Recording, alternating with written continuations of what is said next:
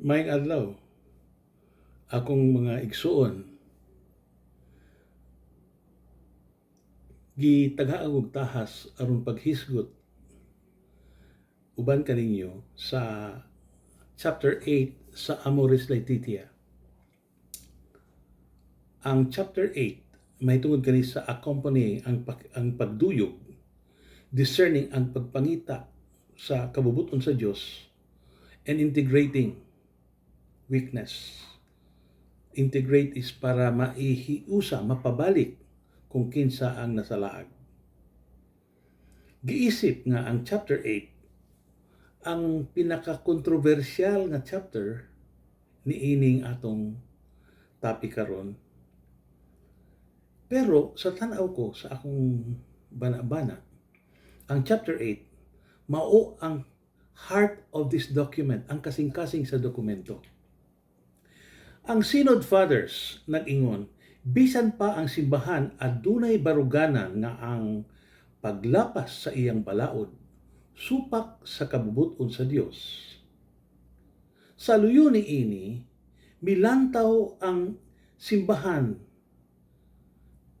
sa kahuyang sa iyang mga anak. Diha sa kahuyang, sa taliwala sa iyang pagkahuyang, diha siya mahulog sa sala. Ug matod pa, nobody is perfect. Walay tao nga di makasala. Na may gugmaon ang simbahan sa paglantaw sa mga tao nga nakig-ambit sa kinabuhi sa simbahan bisan dili perpekto. Ug tanan kita dili man perpekto. Ginaila sa simbahan ang naggalihok nga grasya sa Dios nga nagahatag kadasig sa pagbuhat sa maayo, sa pag-amuma sa isig katawo ug pagsilbi sa katilingban. Kini nga pamaagi gisgutan sa Jubilee Year, ang Year of Mercy. Ug ang simbahan adunay panawagan ngadto alang kanato ngadto sa pagpakabalaan. Ngano man tungod kay sugo pud nini sa Ginoo, pagpakabalaan kay ako balaan. Walay tao nga di nga makasulod sa gingharian sa Dios nga dili balaan. Ang balaan dili ingon nga perpekto, balaan nga anaa siya sa grasya sa Dios. Ang simbahan anaa sa pagduyog sa mga huyang tungod kay samdan sila. Anaa sa pahiuli kanila pinaagi sa pagbaton sa paglaom, pagsalig sa Dios, ug anaa sa pagbaton usab sa kahayag. Ang simbahan anaa usab sa pagkuyog ug pag-amuma kanilang mga nasalaag aron madasig pagbalik sa Dios. Ang mga nasalaag tagaan higayon nga madasig gayud.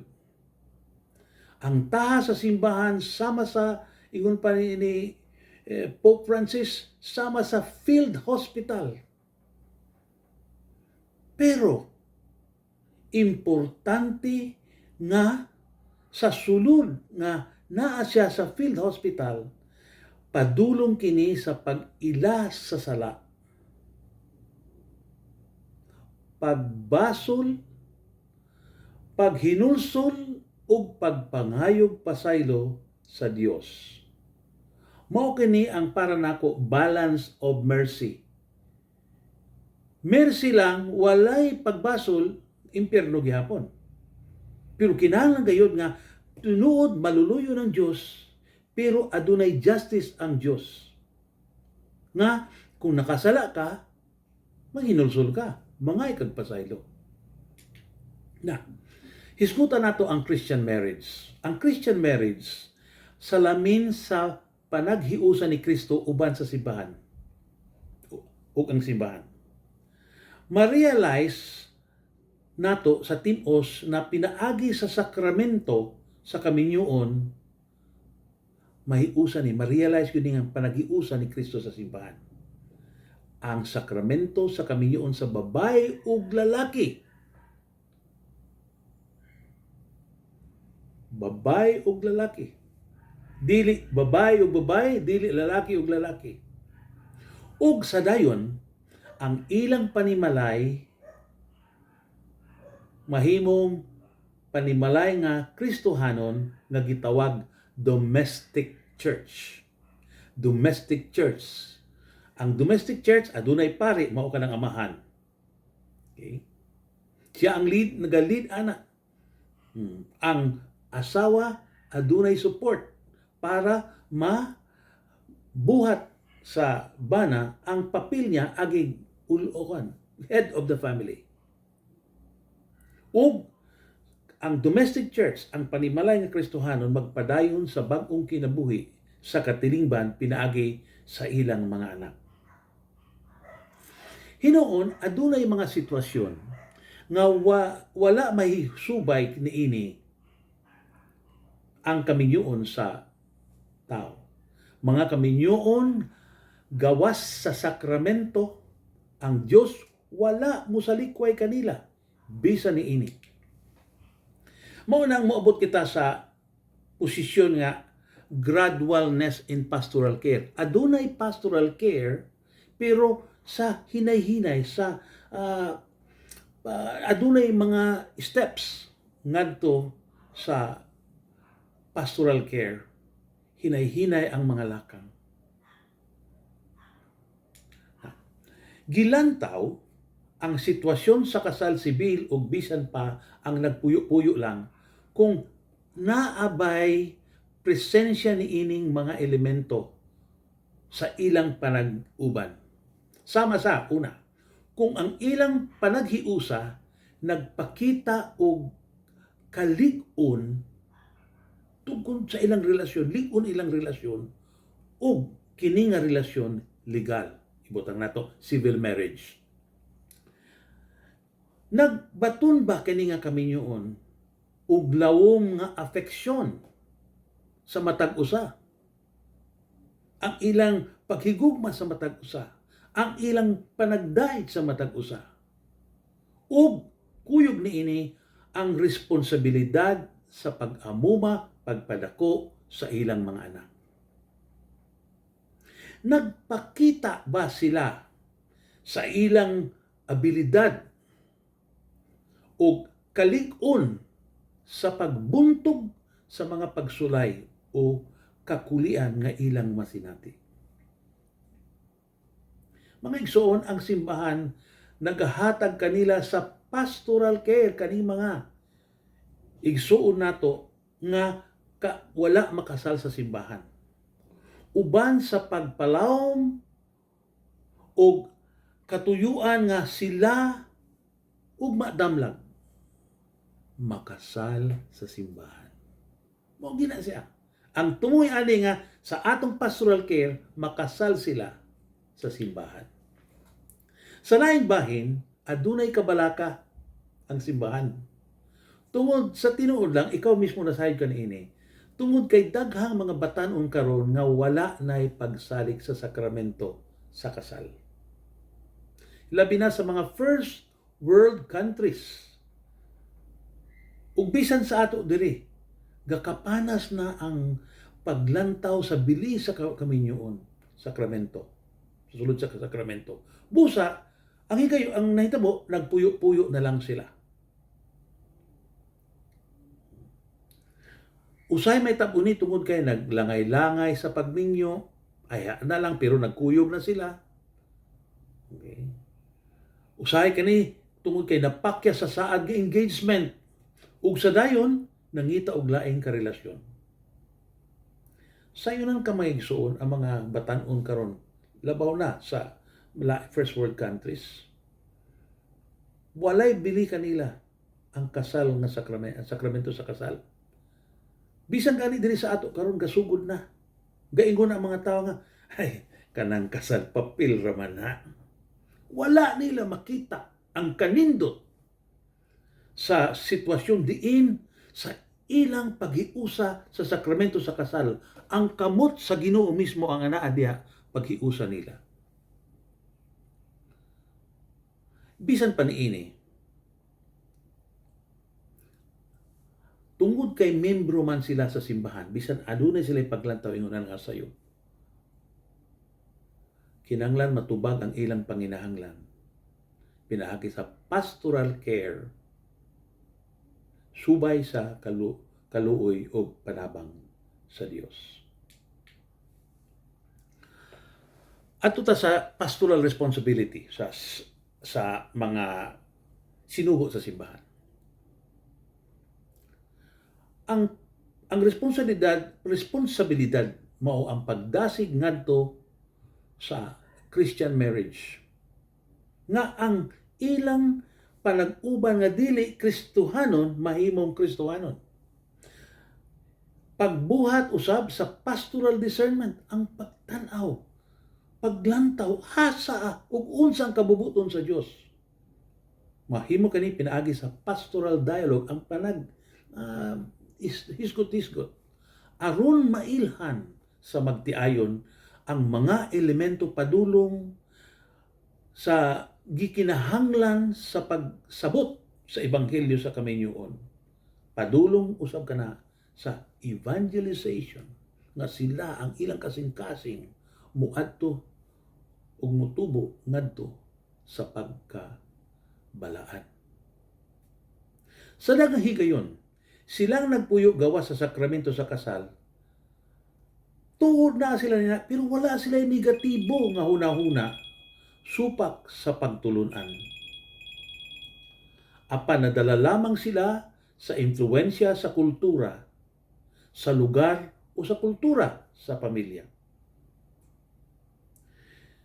Sa ingon nga kaso, gikonsider ang timailhan sa gugma nga nag-aninag luyo sa kalapasan. Gitanaw ka na, tuod kini sila wa makasal, walay blessing sa simbahan, pero makita nga dunay gugma sa matag usa. Ug kini tan-awon gayud aron matabangan sila. Kay kung adunay gugma sa ila sa magtiayon, adunay dakong posibilidad matultulan nila ang dalan paingon sa pagkabalaan sa kaminyoon. Nagpadayon karon ang pagdaghan sa mga irregular union ug human sa mga katuigan. Nangayo sila nga makasal sa simbahan. Kanong mga nagpuyo-puyo lang, ultimately, nag-ingon sila nga pakasalmi sa simbahan. Salamat sa Dios. Na, ang irregular union manggod, gipili raman ni sa sitwasyon, tungod sa sitwasyon. Una, ang negatibong pagsabot sa institution sa kaminyoon. Papilang na siya. Ikadua, sa may minyo eh. Ha? Pwede man kita-kita nila magsabot, way pare. Pwede sa tungod kay naghulat pa sa kasiguruhan sa kinabuhi. Kaya ba ka nato magminyo ta? Kaya ba nato magpadako sa atong mga anak? Ang uban, di maminyo kay way kwarta. Kapibrihon, agoy kalas, gasto man kay ng pagminyo. Ug kaning higayon na daghan ang sitwasyon ingon ani. Ug kamong mga namati karon nako, ingna sila. Unsa importante, ang bendisyon sa Dios o ang inyong piyesta. Kining tanan nagkinahanglan og matimbangon nga tubag aron matulid ang sitwasyon.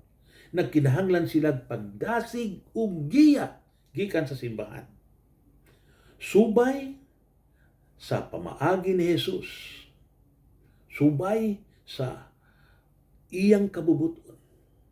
Munang nindot kayo kay kaning atong isgutan karon, kuyog ni ana ang the joy of the gospel.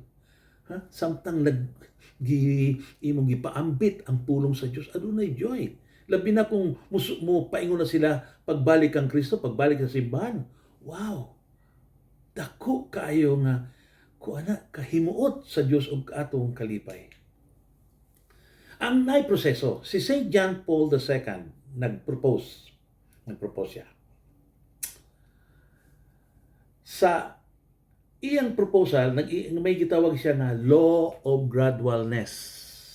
Kaning atong pagtabang sa tulid sa sayop, no?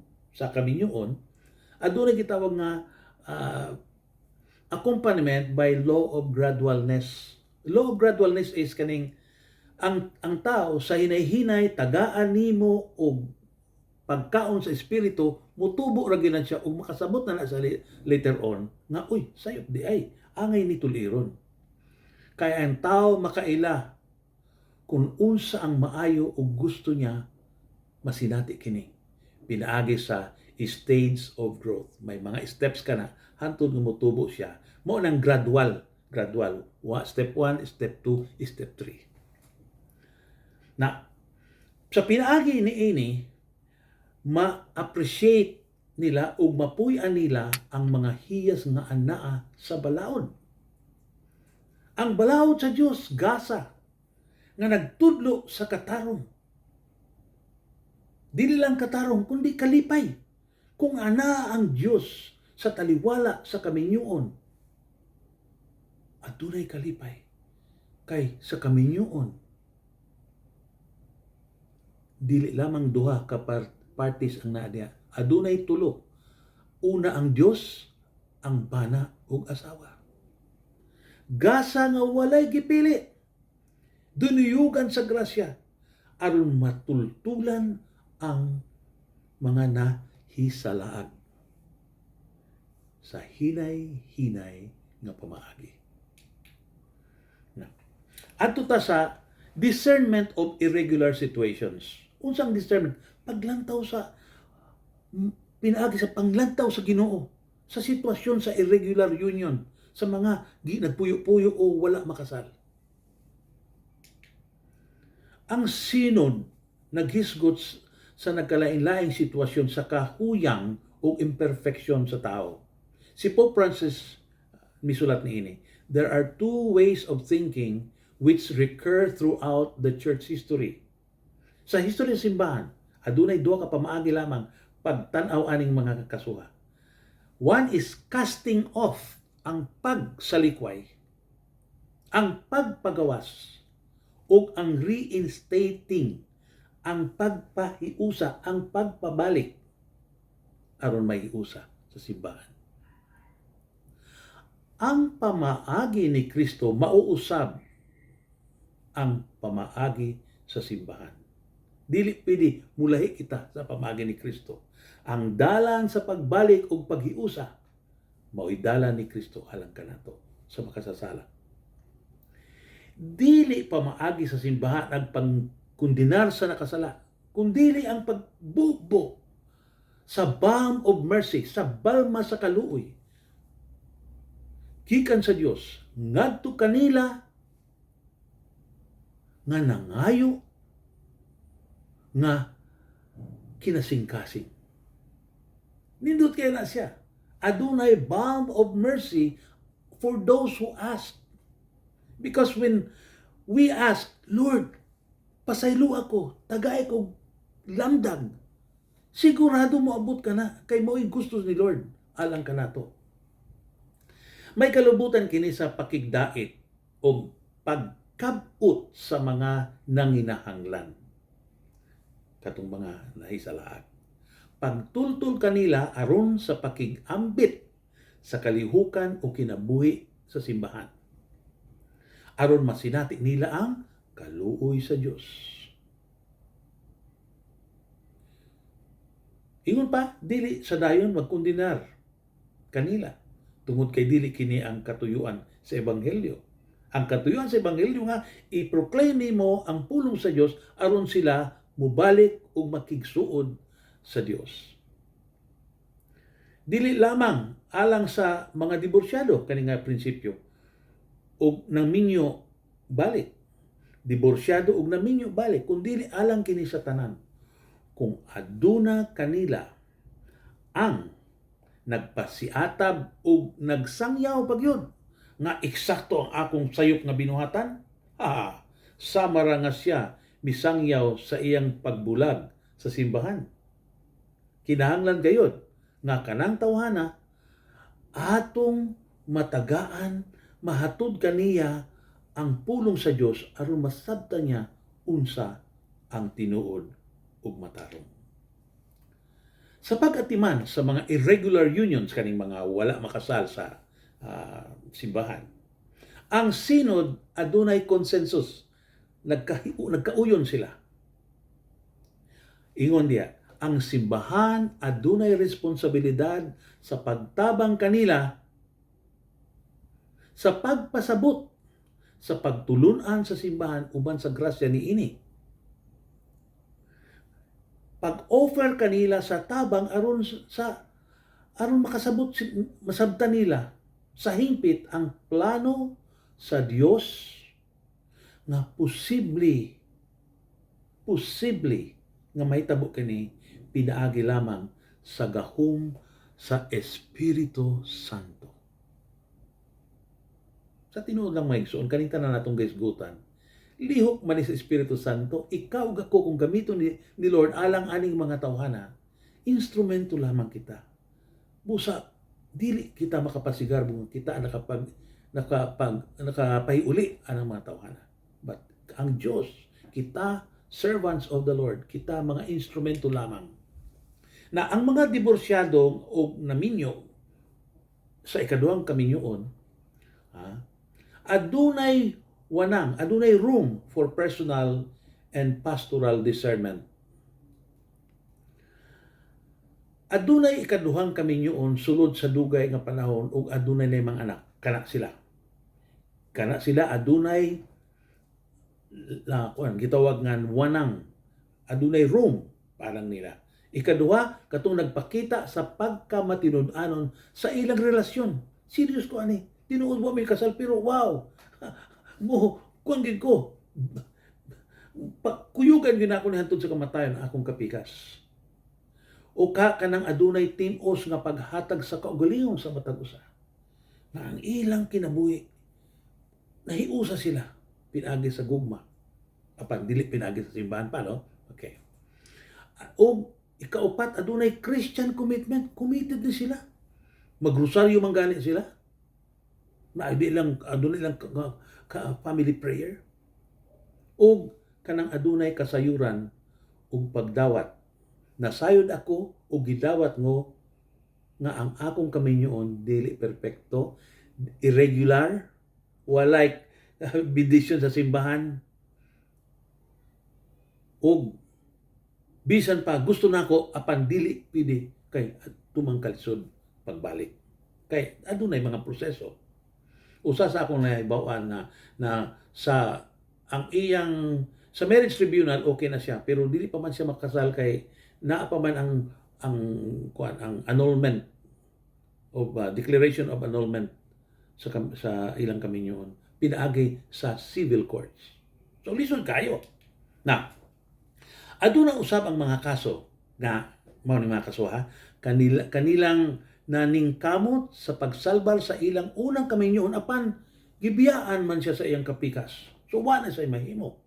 Naningkamot may usa pero gibuwag naman nilayas naman ang iyang kauban. Okay.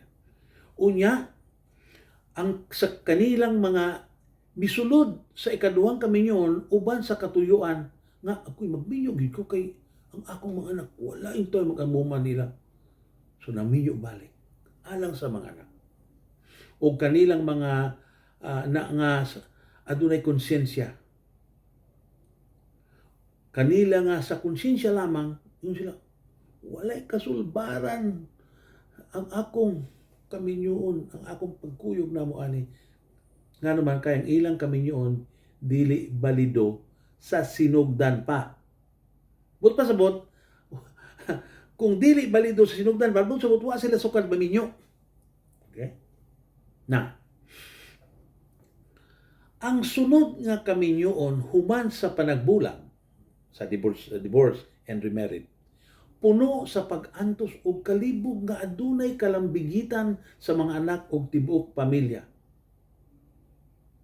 o kaso sa makanunayong kapakyas sa iyang obligasyon sa pamilya.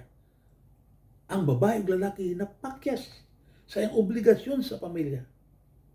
So mingon ang sinod, dili sayon alang sa pare ang pag-discern, ang pagtanaw ka unsay kabubuton sa Dios ani kay komplikado man.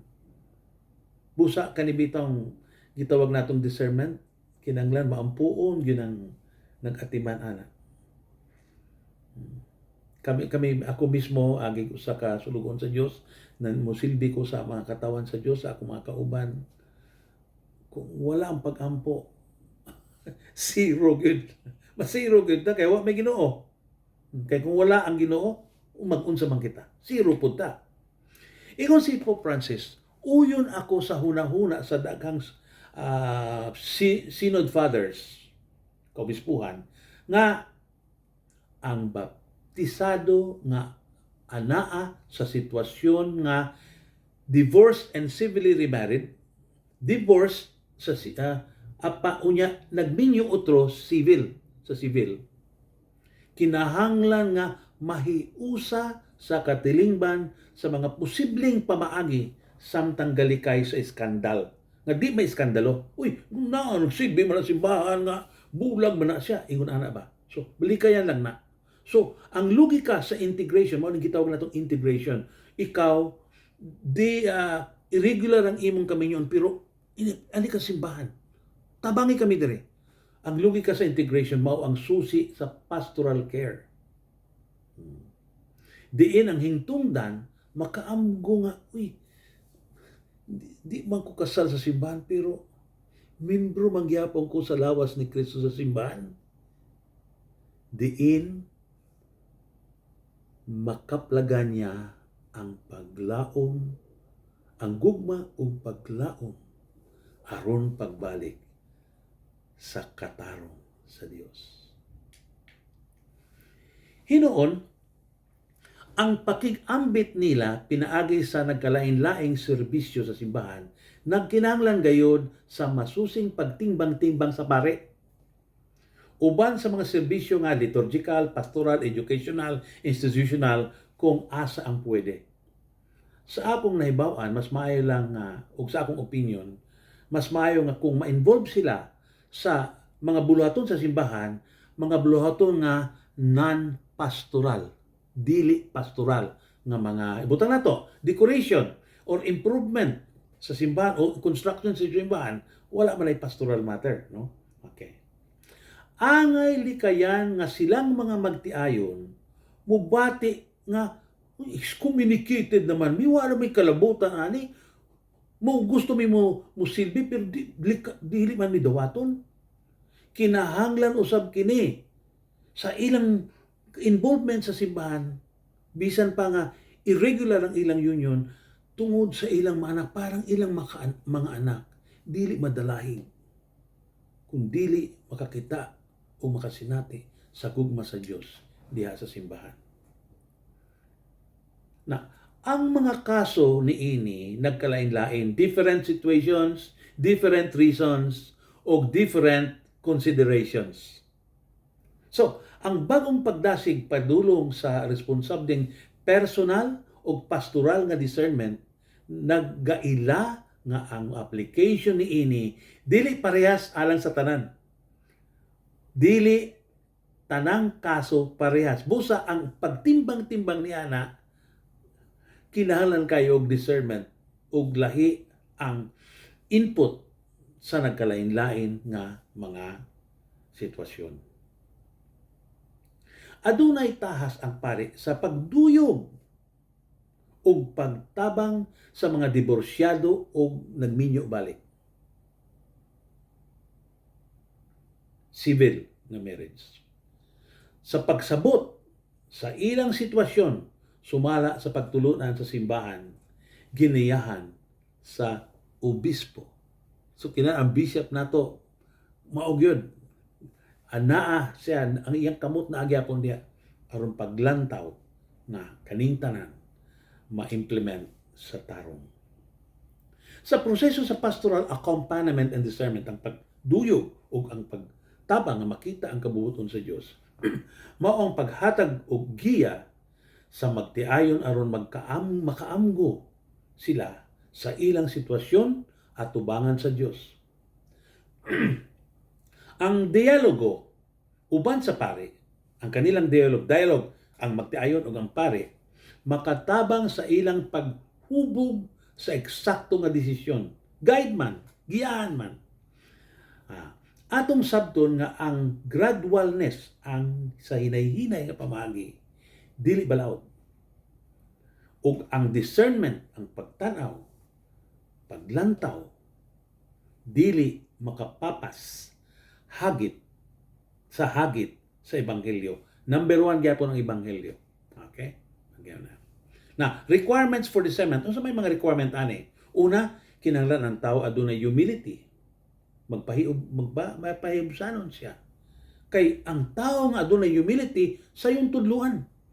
Mangison ang pinakalisod tudluan ang tao nga puno og garbo kay nituo siya nga siya correct. Ug tungod siya correct, unya itudlo ka nga sayop, dili ko sayop, ikaw ang sayop.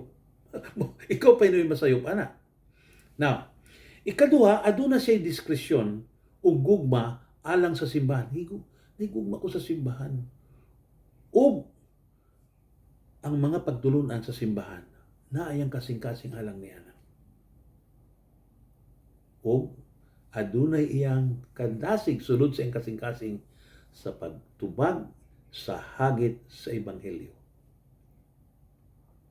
Importante na para sa discernment. Kini nga mga kinaiya importante aron malikayan ang sayop nga pagsabot sa katuyuan niini. Dili ni basta-basta ang pastoral accompaniment. Dili na basta-basta. Kinahanglan gilantaw ginapagayo ang tinuod nga sitwasyon. Na mga igsuon, atong hisgutan ang mitigating factors, no. Ang proseso adunay gilantaw sa pag-discern, no. Ang gitawag nga pastoral discernment adunay kalabutan sa mitigating factors. Unsa na mga mitigating factors? May mga butang sa sayop na ilang relasyon nga matawag natong makapahagkap sa hibug-aton sa ilang sayop. Makapahagkap, mitigating circumstances. So, mitigating factors in pastoral discernment.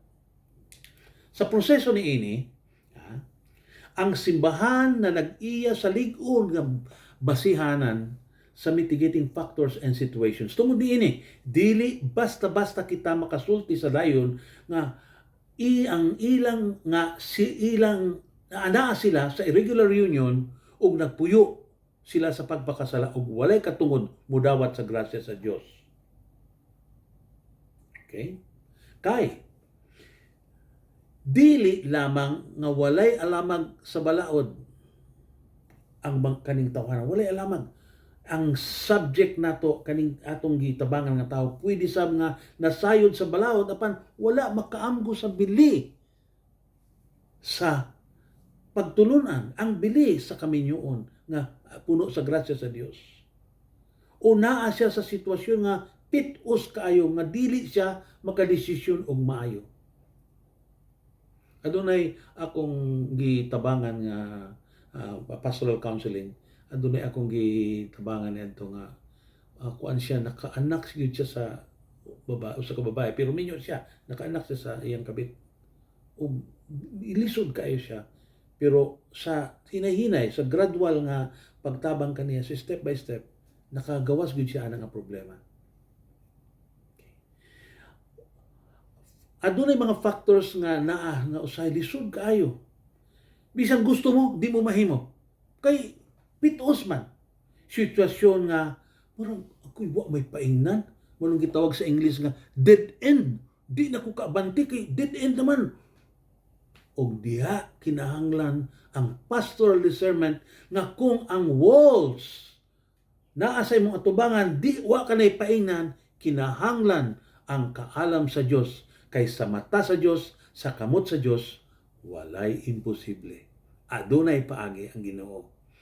O kung ang Ginoo na ang muhawid sa imong kaso, sigurado na iyang paagi alang kanimo. Na, ang Catechesis of the Catholic Church naghisgot sa mga sumusunod nga faktor. Ang hibog aton sa sala o sayop, posible makulangan ang iyang hibog aton tungod sa pagkawalay alamag. Ignorante ba? Dili wala sa makataog bili sa balaod sa simbahan o nalugos man lang siya na akong kaila igsuon nga kadtong tigulang o wala na gani sa kalibutan nga usa ka babae nagminyo tungod kay ado na may sundang iyang papa. Kay kung dili niya magpakasal sa lalaki na gustuhan siya iyang papa, patyon man siya. O, niuo na lang siya. O katong mga hilabihang nawili sa pamaagi sa kalibutan. O kinanglan sila malamdagan.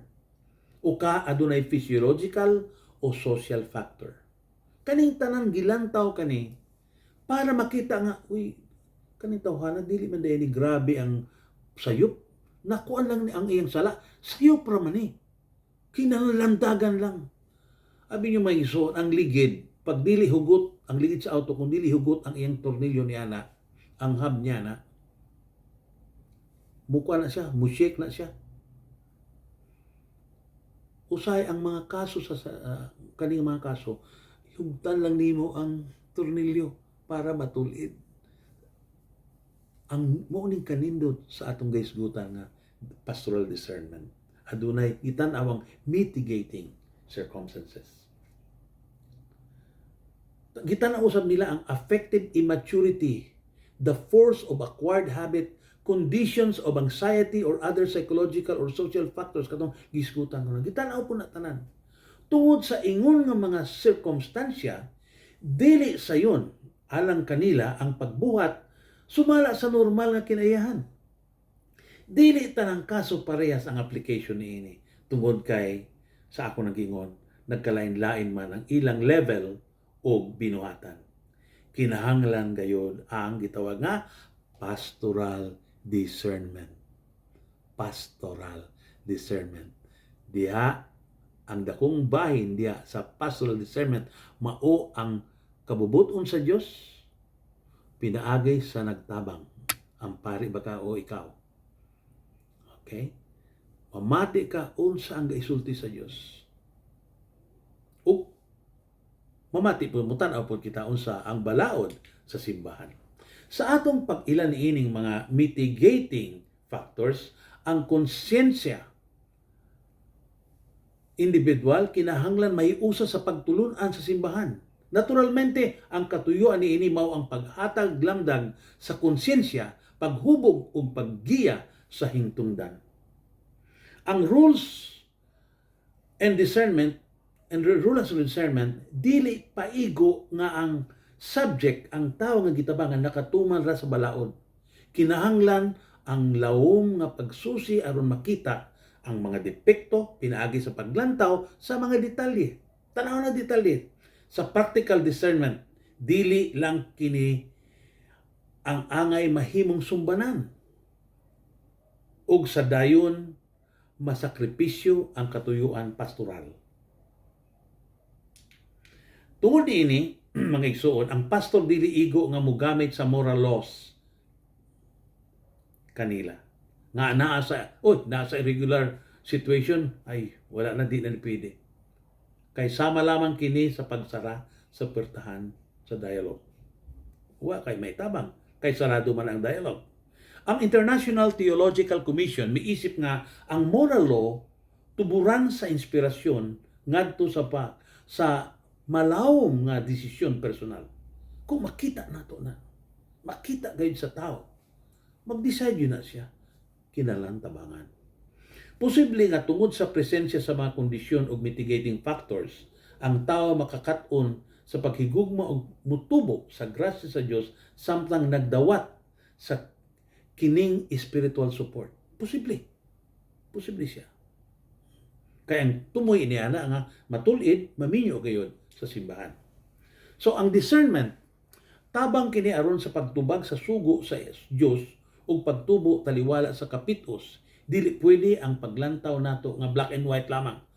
Ang mga gamay nga lakang sa discernment sa pag-pastoral accompaniment ngadto sa Ginoo makapahimuot kaniya kani nga practical pastoral care angay kuptan sa matinabangon na community. Sa pagtagad sa mga kaso, imbitasyon kini uban sa gugma. Fraternal charity is the first law of Christians. Saint Augustine said, sama sa pagtabang sa sunog, kung adunay higayon, kita usab mag-offer sa tabang alang kanilang anaa sa kalisod o kapitos. So ang logic sa pastoral mercy mao ni siya. Ang logic sa pastoral mercy mao kini ang kaluoy pastoral. Sa paglikay sa sayop, ang simbahan dili muundang sa pagpasabot sa mga ideal sa kaminyoon subay sa plano sa Dios. Ang mga binunyagan nga batanon madasig sa pagsabot sa tinuod nga bilis sa sakramento sa kaminyoon. Ang grasya sa Dios musustener kanila sa pagpakig-ambit sa kinabuhi sa simbahan. Ang mabugnawang pagdagad niini kulang sa pagkamatinud-anon atubang sa ebanghelyo ug gugma delikado. Ang problema karon sa kalibutan mao dili lamang sa pagkulang sa pastoral care, sa kapakya sa kaminyoon, curative ra na, kundili sa pastoral care alang sa paglig-on sa kaminyoon sa magtiayon. Mao ni kitawag preventive measure. Ug akong kaning Pamilyaris Consortio ug ang pagduso sa simbahan aron matabangan ang pamilya importante kay ako mismo mga igsoon. Kuan ko kayo niya na uyon kay ko niya na nga kinahanglan ipalig-on gayud ang pastoral care sa paglig-on sa kaminyon sa atong mga membro sa parokya. Sayod kita sa bilis sa mitigating circumstances. Psychological, historical ug bisan biological adunay panginahanglan sa mercy, kaluoy apan bantayan nga walay paglapas sa pagtulunan sa simbahan. Tinuod, adunay kaluoy pero adunay justice sa Ginoo. Samtang adunay pagkuyog kanila, makita ang hinay-hinay nga pagtubo sa magtiayon, ang kaparian sa ilang pagsangyaw sa ebanghelyo ug pagtulunan sa simbahan, makatabang kanila. Sila usab makatabang sa uban sa kaluoy sa Dios. Wala kanato ang gahom sa paghukom o kondenar kanila. Musabot kita sa kahimtang nga ana sa ilang kinabuhi. Mao nang gitawag na power of tenderness. Apan adunay sab power of righteousness. Sayop o pagbasol, sala o pagbasol na ay balance. Dili pwede ang usa lang, ang usa wala. Dili pwede. Na sa nagkalain-laing sitwasyon na tungod sa pamilya, ang simbahan misangyaw sa mercy. Ang espiritu sa maayong balita mudulot gayon sa hunahuna o kasing sa ilang kasing-kasing o hunahuna. Ang balm of mercy haplas sa kaluoy mudangat sa tanan kanila nga nasalaag nga magtotoo. Magtotoo apan nasalaag. Ang haplas sa kaluoy, senyales nga anaa ang Dios sa atong taliwala. Mercy, kaluoy, buhat sa amahan, hiyas sa tinuod nga anak sa Dios. Ang simbahan, kinahanglan aduna gyud ni ana. Alang sa atong kapuslanan. Na mga igsoon, adunay encouragement nga nag-ingon paghuna-huna abli nga kasing-kasing alang kanilang nahilayo tungod sa irregular union. Kana ang atong posisyon. Abli, huna-huna og kasing-kasing, abli aron pagtabang sa nagkinahanglan. Kinahanglan gayud ang tim-us nga dialogue uban sa pare o laygo nga gisinaligan aron makita ang kahayag, masabtan ang sitwasyon, madiskubre ang dalan sa pagtubo alang kanila nga angay tabangan. So kani nga chapter, ang chapter 8, naghisgod sa ang atong pagduyog sa irregular unions, mga magtiayon nga naa sa irregular unions, Ikaduha sa dialogo nga para discerning, makita unsa ang mga bugat o dili ba bugat o unsay makapahangkap ana niya na ug makita ang dalan asa paingon ang kanang magtiayon aron mahibalik sila ug mahiusa balik sa simbahan. Mao nang integrating. Mga igsoon, anindot kayo nga hisgutan kani. Balikon ko may igsoon, the mercy of God has to be balanced with God's justice. Tinuod nga adunay accompaniment apan ang luyo ang tumoy ni ana, ang tumoy kinahanglan kanang tawhana mubasol sa iyang pagpakasala ug mubalik ngadto sa Dios, ngadto sa simbahan. Mga igsoon, daghang salamat sa inyong pagmamati. Hinaot paunta nga kita magamit sa Dios alang sa mga nagkinahanglan sumala sa atong isgutan karon. May the Lord bless you. May the Lord use you. And may the Lord empower you. In Jesus Christ our Lord. Amen. In the name of the Father, the Son, the Holy Spirit. Amen.